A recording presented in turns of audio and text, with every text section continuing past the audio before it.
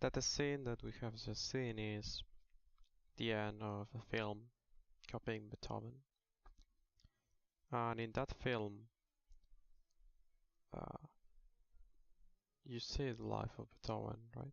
And in this scene, right, kind of at the end of the movie, he's playing his famous Ninth Symphony, which at that point he was considered kind of a washed up. The symphony really brings all his talent back.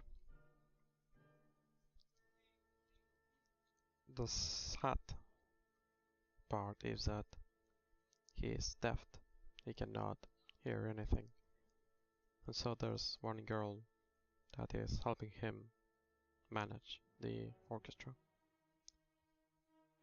What he's doing there with his hands is controlling the tempo and the pressure of the instruments as a team. But you understand that that's really tricky when you cannot hear. And in a sense, that's the same that is happening to me. I'm going to understand the tempo and the pressure when I don't play the game. In order to hear music, you need to be able to listen, right? So, the next step will be, in order to understand tempo and pressure in a game, is with playing the game.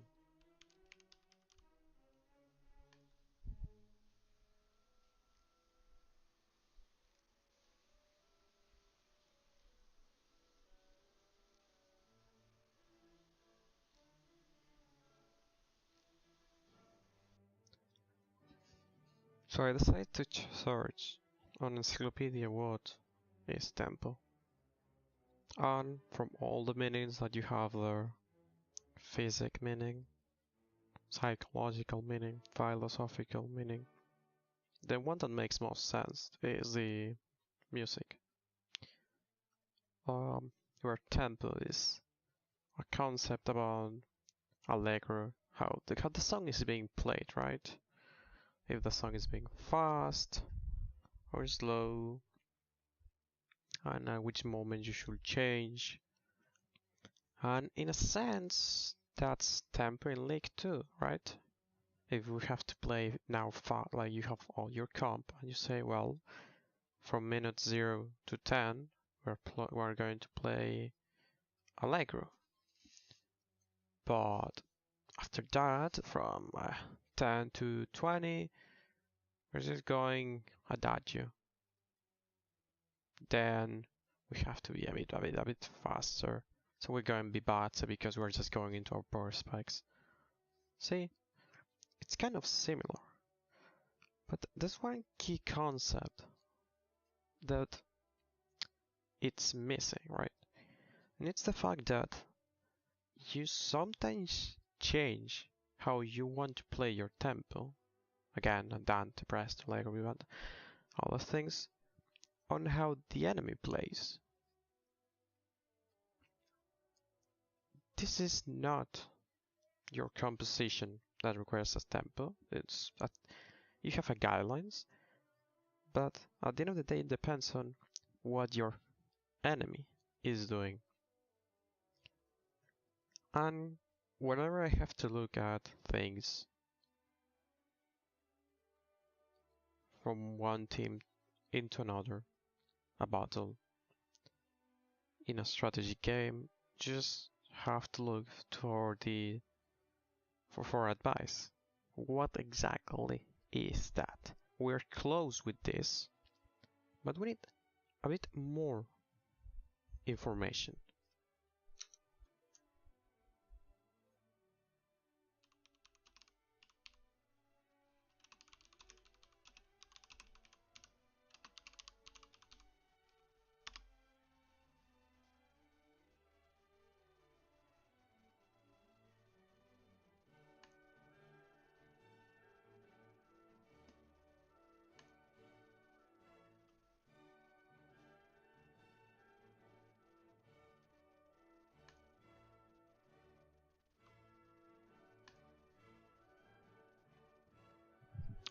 Some of you may not know who Sun Tzu is, also known as Sun Tzu, if I'm not mistaken. Sorry for pronunciation, of course I'm not. I don't speak Chinese, so... well, old Chinese. He was a military strategist, a general, a writer and a philosopher. And he's basically known for his book, The Art of War, where he explains how you should win a battle. In this case, he's talking about old ancient battles, but it's a brilliant book when it comes any kind of strategy. And the key point from in the Spartan is from the fire, the attack with fire. The last part, what he's saying, if it is to your advantage, make a forward move. If it not, stay where you are. This is really close what actual players do, right?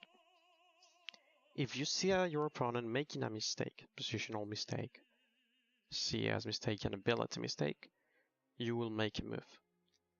Otherwise, you are not going to attack, it just makes no sense. Same concept happens in Macro, right?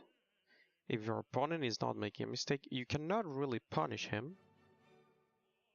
When you see players, proactive players creating plays, what they are doing is they're punishing mistakes in a really high level.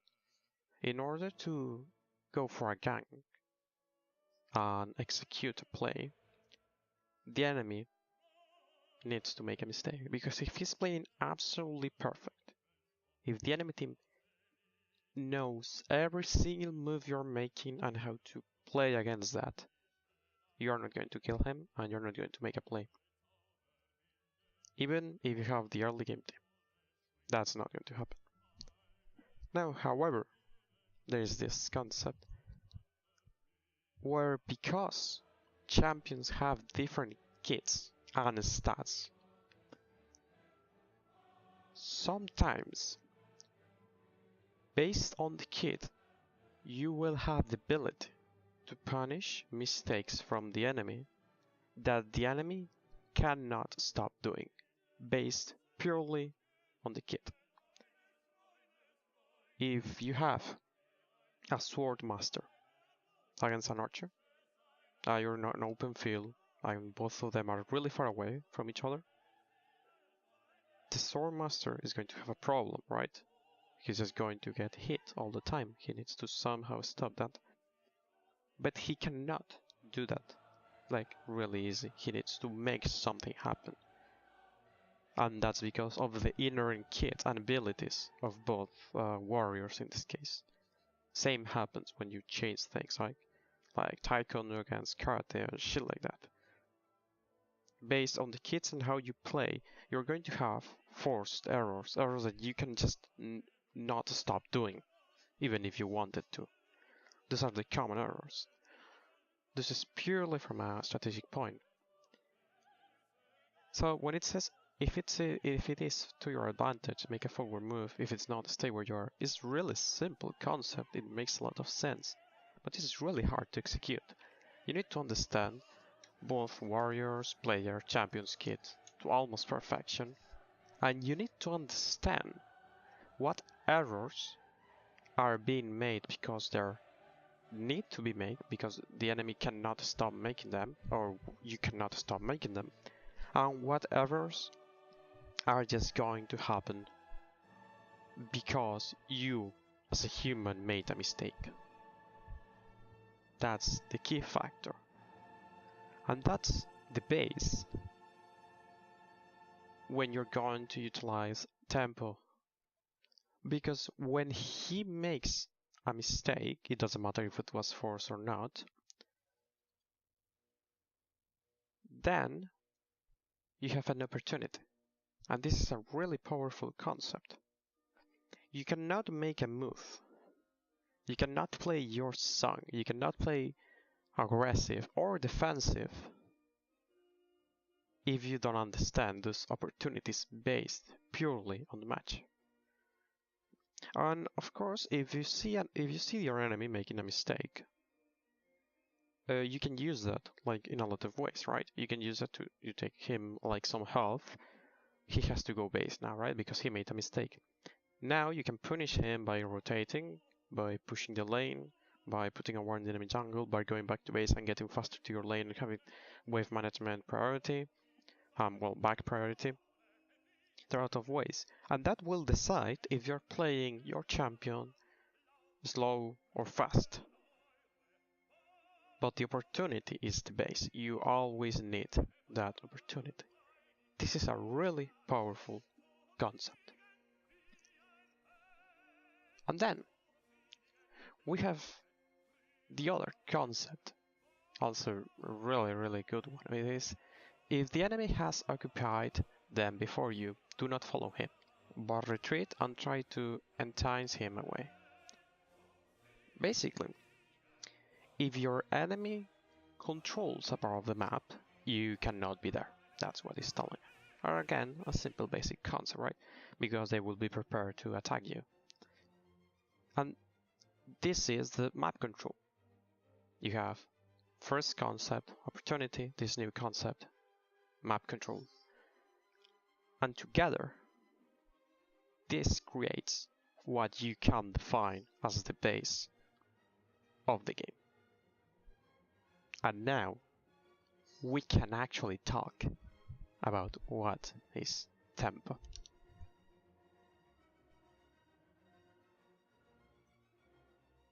If you use an opportunity, you will gain some map control, as the enemy must retreat in order to not die. That creates a map control in certain area of your advantage.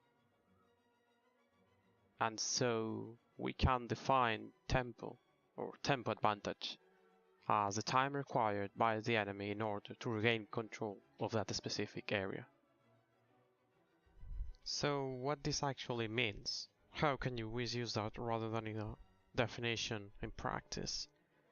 Suppose that you're playing mid lane, for example. I will just put some footage of, I don't know, play a Faker or whoever, I don't care, playing the game, right? And you see your enemy making a mistake. Again, can be forced because of the champion. It can be a mistake because of human side. You see him make a mistake and you see the opportunity, you punish him.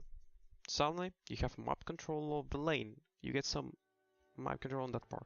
Obviously, the part of map control is really hard to understand, right? Because there are so many things in the game, flashes and dashes and everything, that it can be tricky to understand exactly what part of the map you are controlling. But however, you are gaining a map control advantage. That will make that the enemy, in order to regain that part of the map, has to spend some time.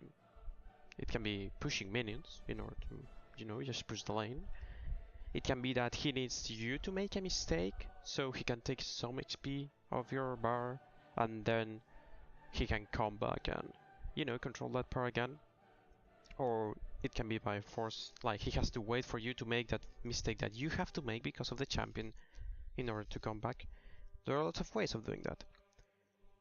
And in that moment that you have that map advantage, you know that your enemy, for a small window of time, let's say 8 seconds or 10, or even if you kill him and you have like 20-second timer, for that small window of time, you can do whatever you want and he cannot stop you.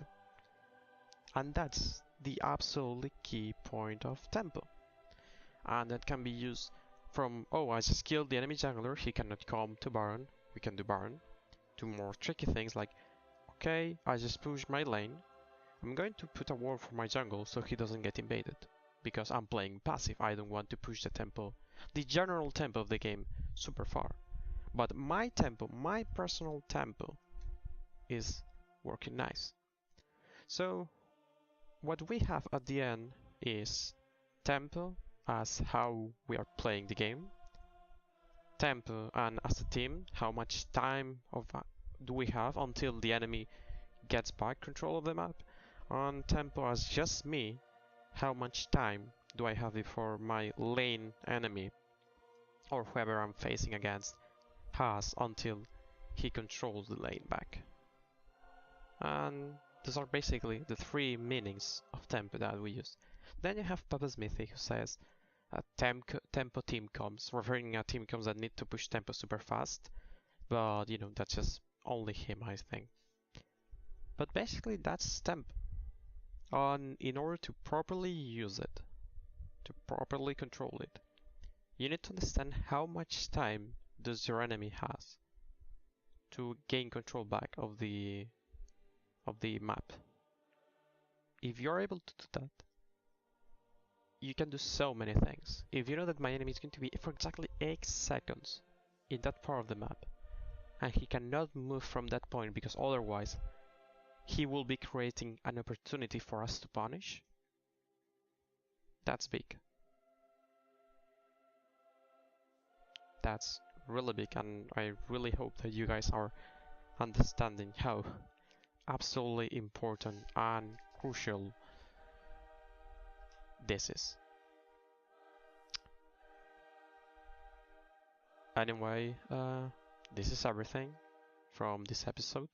We'll try to make a stream with a review, trying to explain this in a more practical way. But for now, please think about it, and you will clearly understand how big of a deal is just a simple small window of 10 seconds. And with that, you will improve a lot in this game.